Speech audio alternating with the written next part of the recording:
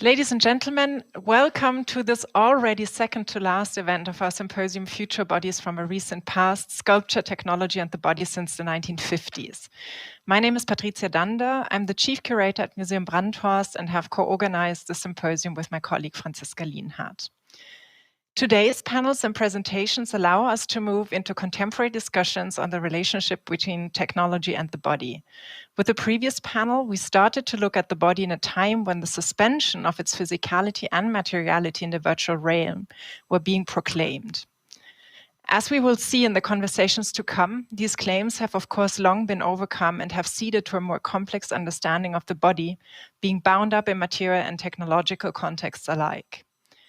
Whilst hopes were high that technology would allow to overcome the traditional binary definitions of the body and the human, and we heard about Haraway's Cyborg Manifesto in the previous panel, we're confronted with a continued reinscription of gender, race, and class into our technological environments.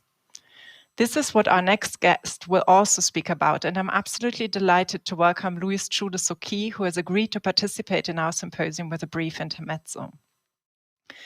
Louis is a writer and scholar whose academic work is dedicated to examining the relationship between technology and race. As he has laid out in his publications in the most compelling ways, race and technology look back at a long parallel history where they served as the other to white humanity.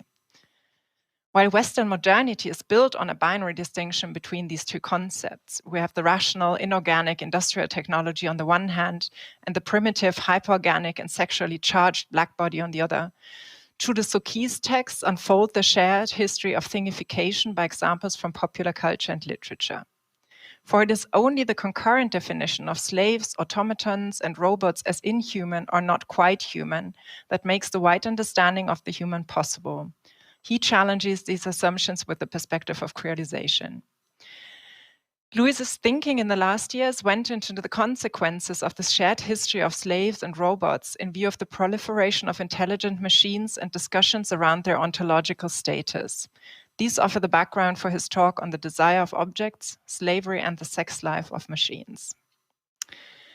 Louis Chude-Sokei is a professor of English at Boston University, where he directs the African American Studies program. His work includes the award-winning books The Last Darky, Bud Williams, Black on Black Minstrelsy, and The African Diaspora from 2005, The Sound of Culture, Diaspora and Black Technopoetics from 2015, and the forthcoming memoir, Floating in a Most Peculiar Way. He's the editor-in-chief of the journal The Black Scholar and founder of the sonic art and archival project Ecolution. He's currently curating a state-sponsored year-long sound art project at the Nazi Party rally grounds in Nuremberg here in Bavaria. And I'd also like to mention that to all people here in Munich, we will have the chance to see and hear more from him in the context of the upcoming Mouse on Mars exhibition, curated by our colleague Eva Huttenlauch at the Lehmbach House, that is scheduled to open later this year and to which he has contributed. Without much further ado, I hand over to Louis Chude-Sokei for The Desire of Objects, Slavery, and the Sex Life of Machines. Louis, welcome to the screen. Thank you so much. Thank you. Though my talk today is not about sculpture, it is about bodies and about how the meanings of bodies, particularly Black and techno-hybrid bodies, to use the language of this event, are informed and shaped by the racialized logic of embodiment, as well as the rhetoric of personhood as they have emerged through our recent past. These interests, I hope, will be of use to our thinking here about sculpture because it is focused on anthropomorphism in technology from robotics to AI, which has a history that is often intersected with the histories of race in the West.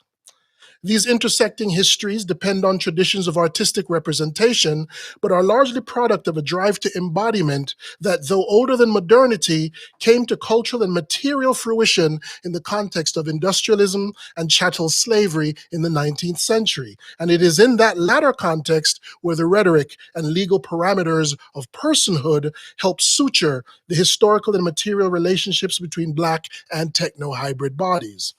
Indeed, the very drive to manufacturing a future in the West, one that depends on bodies and labor while promising escape from bodies and labor.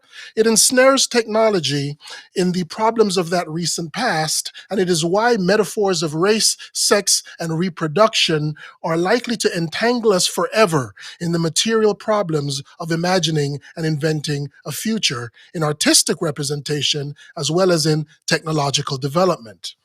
And that thorny set of entanglements are generative of a series of questions that have shaped much of my recent work. Questions such as, how do we create artificial or synthetic bodies without the histories and habits of how we have previously treated, known, and organized different bodies? How do we apprehend an artificial mind without tripping over the legacies of differential apprehension and the apprehension of differences? And as ever, what are the roles of race, sex, and desire in the rendering of certain bodies? For example, in the movement from object to rights-bearing subject, from inhuman thing to potentially equal human being. Though centered on the histories of race, which is how I will end this intermezzo, I'll begin with the present or presence of sex in the contemporary world of a particular kind of artificial body. Those bodies that are sculpted specifically for intimate and sexual purposes. I'll begin with something I've written about before, the murky world of so-called sex robots or companion robots, as well as the perhaps murkier world of objectophile paraphilias in which human beings form erotic and or romantic attachments to objects, walls, buildings, cars, and in some notable cases, corporations, so much so that some of these individuals have been moved to take these relationships to court for legal sanction. Because to speak of hybrid techno-bodies in this context is to remind ourselves that all talk of hybridity, from post-colonial discourse to science fiction to cyberfeminism to transhumanism and Afrofuturism, is implicative of the methods by which hybrids are made, and that is sex and reproduction. And as we will see, to think historically of the modernist and contemporary merging of human and machine is to inevitably evoke the history of miscegenation, particularly where whites found legal and cultural ways to merge, blend, mate with blacks, usually forcibly, who by the logic of chattel slavery had been rendered soulless and inhuman, poised in some liminal space between animal, human, automaton, and dark prosthetic. I'll return to this material by way of my enduring fascination with international chess grandmaster, controversial AI expert, and author of the notorious book Love and Sex with Robots, David Levy. I've written about that book in the past, but today I'm focused on his 2016 lecture, which is available on YouTube, I think it still is, called Why Not Marry a Robot?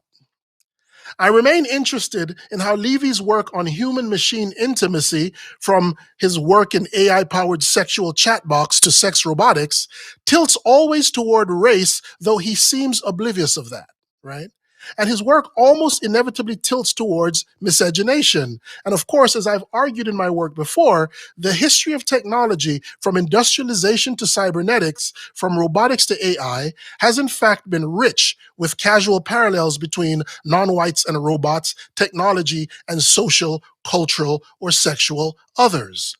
The history of science fiction has served largely to rationalize and naturalize these parallels in such ways that issues of race, sex, and difference, and immigration, which is the case in Love and Sex with Robots, are central to the genre software, so much so that they almost always already make sense in our consumption of these narratives.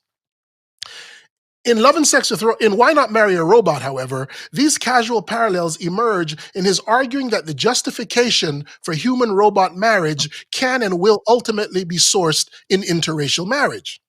In his view, the prohibition of such relationships was ultimately due to the belief that race implied a difference in biological status, which is true.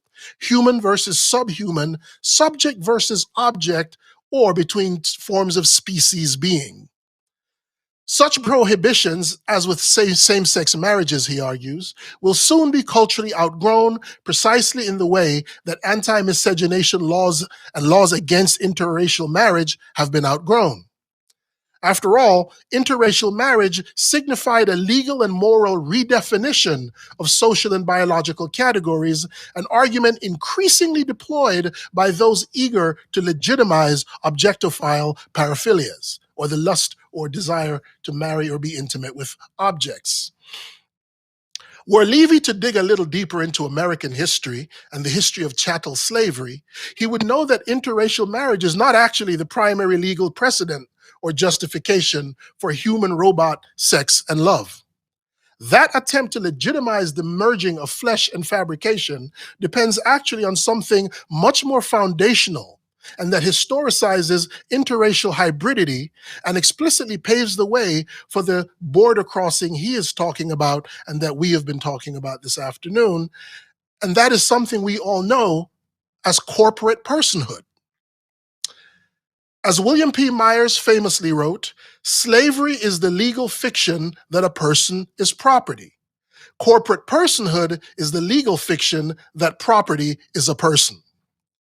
What Levy doesn't gather, and what is crucial for us to keep in mind, is that both legal fictions emerge from the very same place, and that is the 14th Amendment to the Constitution.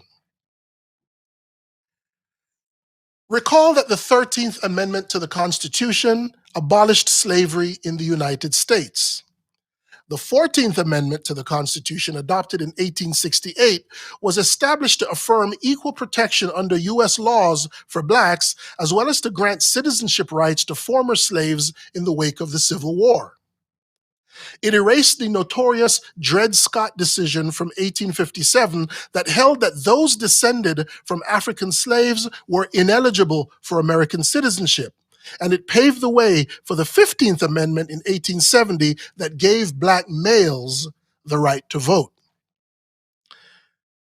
Due to an awareness of the notion that Blacks were not quite or fully human, as well as a great many social and cultural forces attempting to maintain racial hierarchy, like the enormous upsurge in racial violence at the time, the Ku Klux Klan, etc.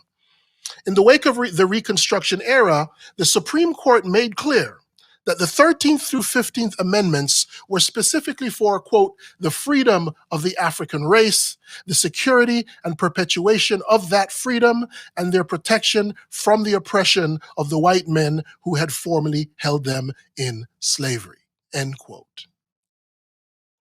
Yet despite this codicil, the court was unable to avoid the surprising elasticizing of personhood embarked upon by the Southern Pacific Railroad in 1881. The railroad argued that special taxes on railroad property in California discriminated against it, specifically under the 14th Amendment. Apparently, the law's protection of racial identity could be manipulated by corporations to address a new thing called corporate identity, since the very definition of person could now be challenged legally in the wake of its application to those who were once essentially objects, those bodies that were once liminally placed between human, animal, and I must add, automaton. In 1882, the railroad deceptively yet successfully argued that the drafters of the 14th Amendment had replaced citizens with persons in order to account for artificial persons as well as natural persons. And I say deceptively because it was something that was basically unbelievable that they were able to pull this off in court. It was completely fraudulent, but it has held. It has held, and is at the core of our contemporary struggles around campaign finance and wealth and money in politics. Very complicated, but it traces all the way back to this moment. The idea that personhood could be a state construct was clearly a product of chattel slavery. And the 14th Amendment attempted to rectify that primal dehumanization of Africans. However, in the context of the law, it rendered personhood far more fluid than nature or history had previously allowed. This definition, or rather this redefinition of personhood, would benefit corporations far more than those it initially intended, because by 1896, the court legalized segregation via Jim Crow laws with the notorious Plessy versus Ferguson separate but equal doctrine, while at the same time, corporate culture would only expand its influence by way of that same logic of artificial personhood. It is this specific history that causes me to pay far more attention to the material structures of personhood in our conversations about bodies and hybrids, instead of always vague notions of the human or humanity, which we know have always been parsimoniously applied to non-whites and in some cases have been violently withdrawn from them. Personhood has a much more legible history than the human in my thinking, certainly in sexual and racial terms, and as a category, it has been far more socially flexible and legally mutable. This matters in thinking about the development of technology, because to know who or what can or will become admitted into personhood simply requires a history of the category. This is what is behind Levy's argument about human-robot intimacy, which means that it isn't actually as bonkers as some argue. For example, the nation of Malaysia, for whom his 2015 Congress on Love on Sex, his 2015 Congress on Love and Sex with Robots was deemed illegal, as it would be in 2018 in the United States, for a number of reasons, not the least of which was the presence of Trumpist neo-fascist Steve Bannon as the keynote speaker. Levy's anticipatory expansion of the category of personhood to new technological bodies fits the legal maneuverings of our recent past. It also suits the current maneuverings around it in the world of AI, where anticipatory ethical standards around semi-autonomous machines, from surgery to self-driving cars and drone warfare, as well as with algorithms, have become a pressing concern. I'm sure some of you are aware of the EU's 2016 proposition of the category of electronic persons, which comes to mind, right? The argument there is that the goal is to render such persons not as slaves, as was the older rhetoric of human-machine interaction, but as taxable, liable, semi-subjects possessing of rights and obligations. This, of course, should come as no surprise, given that the personhood that I've been discussing was not only shaped through chattel slavery, but within capitalist social relations. In conclusion, it's worth pointing out that the kind of personhood being discussed in the contemporary context is nearly as fraught ethically as it is complex economically, as was the black body during chattel slavery. For example, personhood is anathema to the high capital dependent companies that produce robotics and AI, who now worry about producing a commodity that you cannot sell for fear of being charged with some form of trafficking. Or the ethical and legal complexities of ownership when dealing with a machine with rights, a body with rights.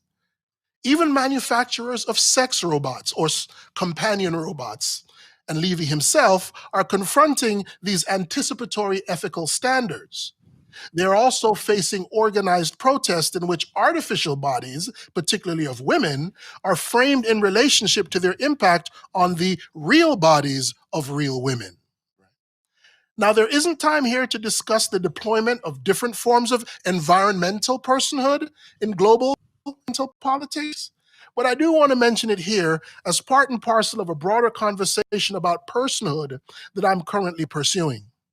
Along with corporate personhood and electronic personhood, these mutable notions of being are, of course, deeply implicated in race.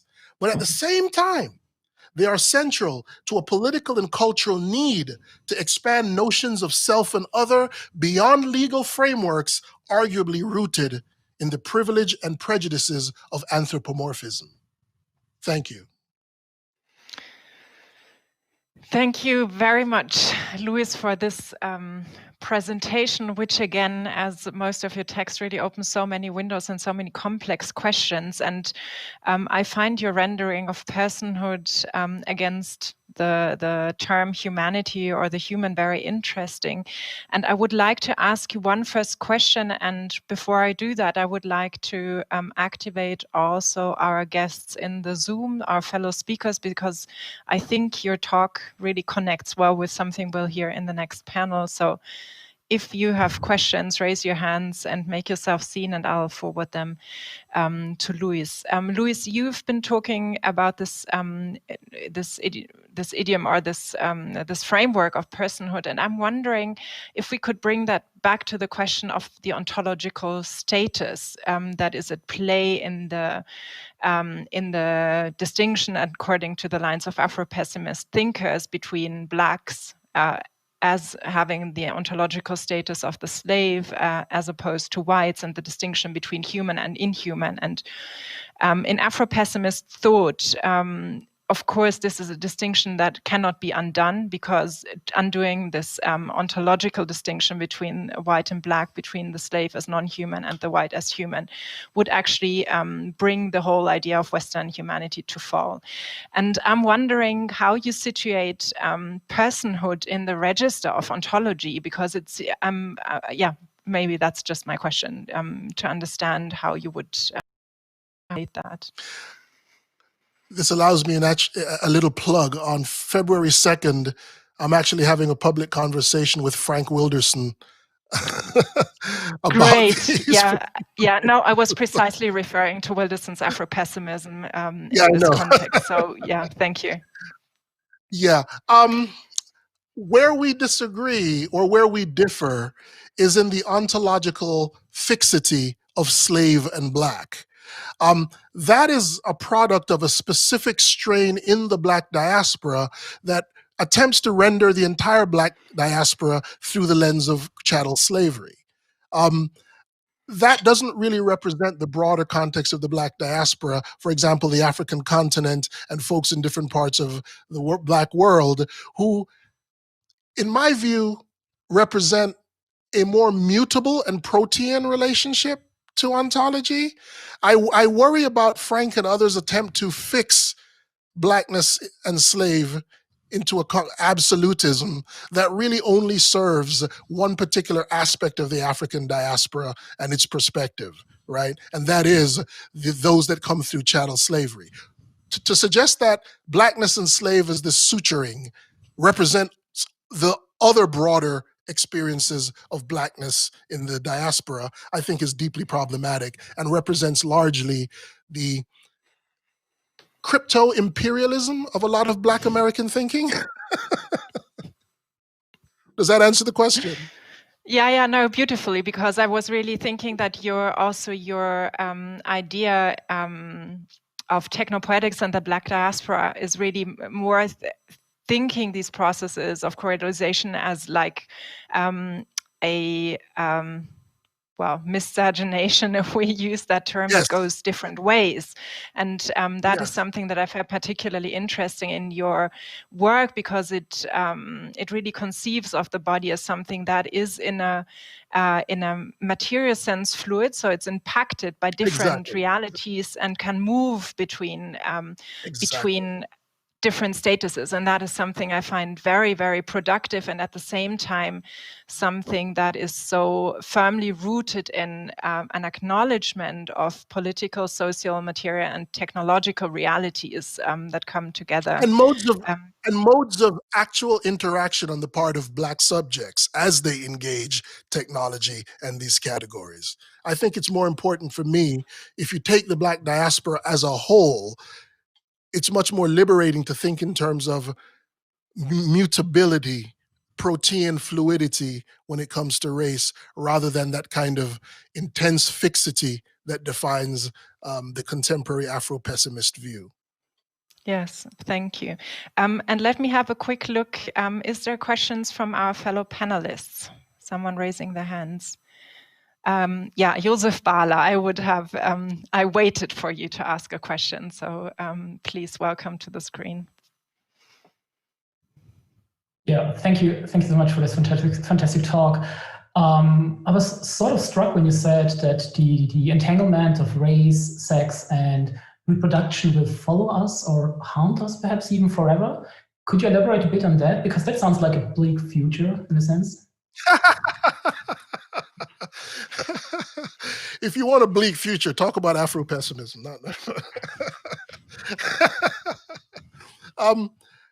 Yeah, what I meant by that is that, I'm really interested in the fact that the ways in which we figure and understand otherness, right?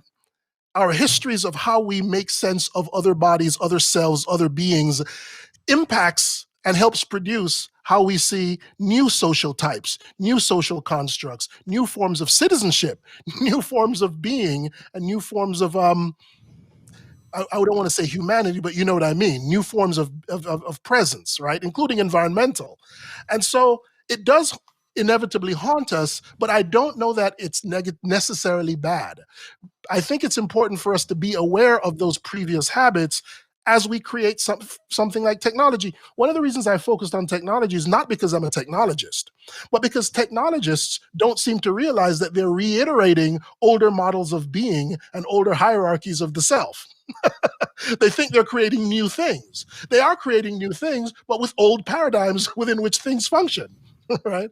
And so I'm hoping that by suggesting that we're haunted by these things, that it just reminds us that we need to be aware of them, and we can intervene in discourses of technology to remind them that, hey, you do know that electronic personhood and that corporate personhood is rooted in race. You do know that the discourse of robotics and cybernetics comes out of not just metaphoric relationships to race, but the people who were producing that knowledge were constantly comparing technology to slaves, right? So that's what I'm hoping to do by damning us to a history of our own habits and how we reproduce those habits. Yeah, thank you very much, Luis. The sex doll world is fascinating to me because you hear people and their engagement with sex dolls and companion robots as if they don't realize that there is a thing called misogyny. Right? Very true. I'm sorry, I interrupted someone speaking. No, you didn't. I mean, it's brilliant that you also bring up the question of gender, which is, of course, a similar disruptive structure. And I saw Janine Tang raise her hand. Yeah, thank you for calling on me. And thank you so much, Luis, for a fantastic talk. I really, really appreciate hearing it and the sort of arguments you're making. One thought that came to mind as you were talking, I was reminded of an argument that Barbara Johnson once made in Persons and Things, around specifically, like the corporation becoming a person, while prisoners who wanted cigarettes had to incorporate in order to gain their cigarettes. And one of like the sort of like end games of like her argument is, that persons should be treated as persons and things need to be treated as things, instead of the sort of like lyrical form in which, things, become personified and persons don't. And, this was like an older argument, but I was actually wondering, on the one hand, like given the sort of like protean forms of fluidity that you're arguing for, that earlier argument doesn't really hold up in that sort of discreteness of like persons as persons and things as things, And so I was just wondering if there were any sort of like aesthetic genres or aesthetic forms of address that for you sort of encapsulate, like what you're proposing around that sort of like protean figuration, whether historically or in the present, because for Johnson, one of the things is to like avoid or be very critical of or veer away from lyric voice, and I was reminded of that when you were talking about like your critique of anthropomorphism. And so it made me wonder, like, what are the steps towards recognizing or even enacting that proteanness? Is it a sort of more historical and materialist, mode? I think it's not surprising that a lot of artists who are engaged with Afro-pessimist thought have turned away from the representative or the figural towards like the life of the object as a commodity. So, is a kind of like new kind of realism something that you find compelling or not? So I'm just like curious about like the aesthetic or figural or genre sort of dimension of your thinking. That's an incredible question. That's an incredible question. Let me just start by saying that I think that the poetics of the mutable protean personhood is being and has been foundational to legal discourse. Right? We don't think of the law as poetic, but if we go back to the 13th, 14th, and 15th Amendment and trace it all the way through critical race theory, you do see personhood being manipulated in very complicated and interesting ways. And so that's what I'm trying to inform myself by, is the ways in which personhood has been constantly deployed, especially coming from Black feminist thought, right? However, I'm limited in answering the full question in terms of genres, limited because I'm so overwhelmingly prejudiced by my relationship to sound. My work is connected to sound. And in the world of sound, that mutability of subject, object, organic, artificial is the norm. It is the norm, right? And so the answer to that question, yes, there are modes of science fiction that I've studied and written about that really play on this sort of, is it not, right? That's the primary question we have with narrative of robots and AI. Are they human, are they not? That kind of cliche, which I find a little bit tiresome, right? But it is in the realm of sound art and experimental art with sound in the techno-acoustic or the acoustic electric world, where the blending of object, subject, material, discourse, machine, human, organic, inorganic, to the point where they function psychically and culturally as indistinguishable from each other, right? That's where you see that happening, and that's where I would point your attention, right? So again, I'm sorry for my limits in terms of the kinds of genres I can draw your attention to, but again, my prejudice is really in the world of sound, which I think is ahead of the game in this. Luis, thanks so much for this. And with what you just said, I want to point again at your fabulous book, The Sound of Culture, Diaspora and Black Technopoetics, as well as the fabulous essay, Machines and the Ethics of Miscegenation, which was published in Glassbead last year, only 29, so it's 2 years ago now.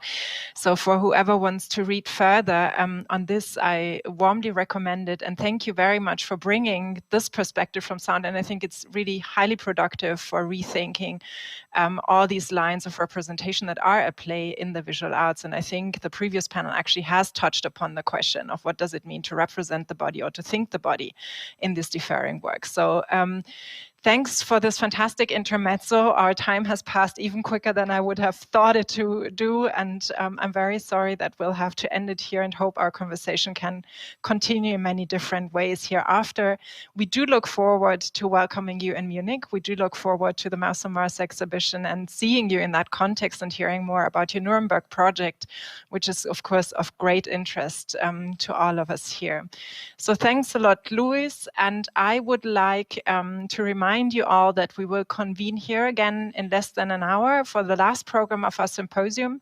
In the panel Post-Human Embodiment and Material Entanglements, a Theoretical Outlook and Review, we'll hear the papers of Anne Catherine Hales and Josef Bahler, chaired by Maria Muhle at 8 p.m. our time. So I hope to have you all on screen and behind the screen and in front of your monitors again. Thanks a lot for this. This was hugely inspiring.